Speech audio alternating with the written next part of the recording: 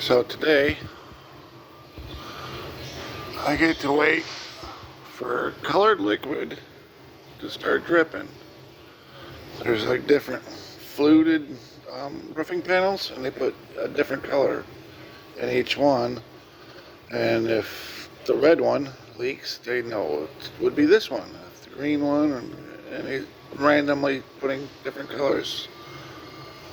So he said, wait about an hour and a half. Okay, I can do that. And then as soon as the color comes through, I tell them, and we know where the leak is. Then we move to a different area and wait for an hour and a half. And I said, I can do that. Yeah, I like it. I can do this.